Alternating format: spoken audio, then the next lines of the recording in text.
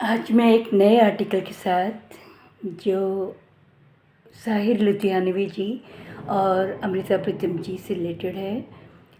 अमृता प्रीतम जी को तो सभी जानते हैं, मेरी फेवरेट पोइटेस है, स्टोरी राइटर है और उनकी वो मेरे को प्यार की कहानी बहुत पसंद है और रसीदी टिकट में उन्होंने अपनी पूरी ऑटोबायोग्राफी लिखी थी ना।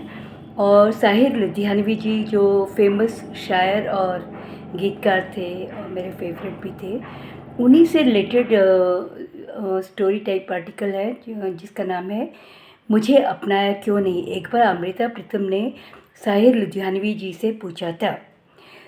अमृता प्रीतम जो साहिर लुधियानवी जी को बहुत प्यार करती थी और लेकिन साहिर लुधियानवी जी मैरिड थे तो उनका ये अमृता प्रीतम का एक तरफ़ा प्यार था। और अमृता प्रीतम को इमरोज़ बहुत प्यार करते थे, एक बहुत प्यारे दोस्त थे जिन्होंने आखिरी दम तक उनका साथ दिया था बिना किसी और बोलते हैं निस्वार्थ प्यार के। तो ये एक आर्टिकल है मुझे अपनाया क्यों नहीं। अमृता ने ये सवाल किया और साहिर का जवाब था जिसे अंजाम तक पहुंचाना न हो मुमकिन उसे एक खूबसूरत मोड़ देखकर छोड़ देना अच्छा। वो था ना गाना, चलो एक बार फिर से अजनबी बन जाए हम दोनों। तो ये साहिर जी का लिखा हुआ ही है। साहिर अमृता से सीधा सवाल भी करते हैं, इमरोज़ की तुम्हारी ज़िंदगी में क्या जगह है। और अमृता कहती हैं, तुम्हारा प्यार मेरे लिए किसी पहाड़ की चोटी है, पर चोटी पर ज़्यादा देर खड़े नहीं रह सकते, बैठने को समतल ज़मीन चाहिए और इमरोज़ मेरे लिए समतल ज़मीन से हैं।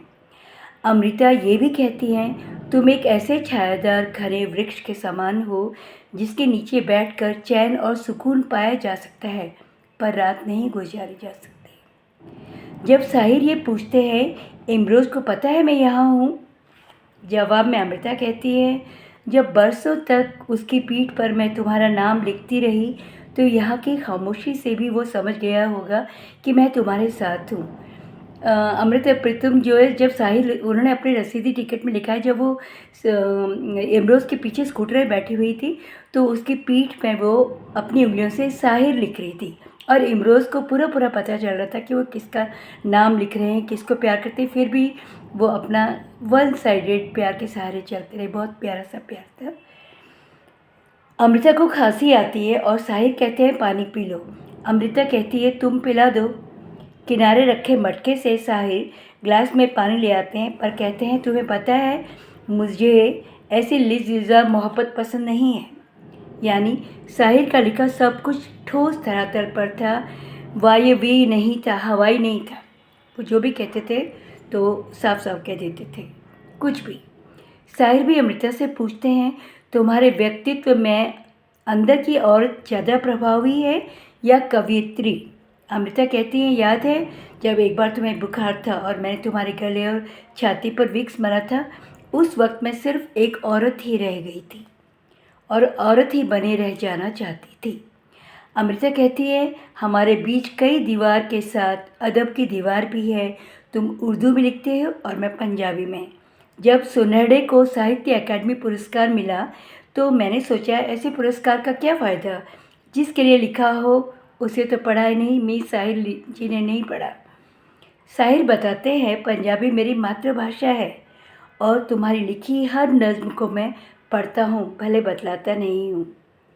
थोड़ी देर तक दोनों चुप बैठे रहते हैं, पर उनके बीच की बहती प्रेम धारा और बोलती खामोशी दर्शक शिद्दत से महसूस करते हैं।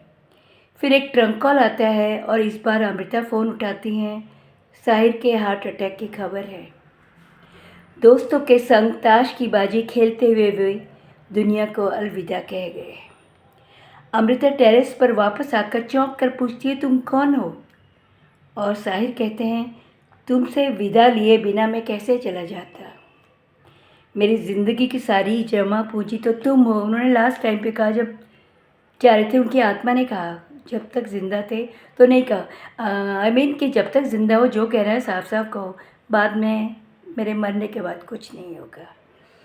तो तुमसे विदा लिए बिना मैं कैसे चला जाता, मेरी ज़िंदगी की सारी जमा पूंजी तो तुम हो। अमृता प्रीतम और साहिर लुधियानवी के जीवन पर आधारित नाटक एक मुलाकात का ही एक पार्ट था। Thank you. Good morning India. A very very happy Durgashtami to all.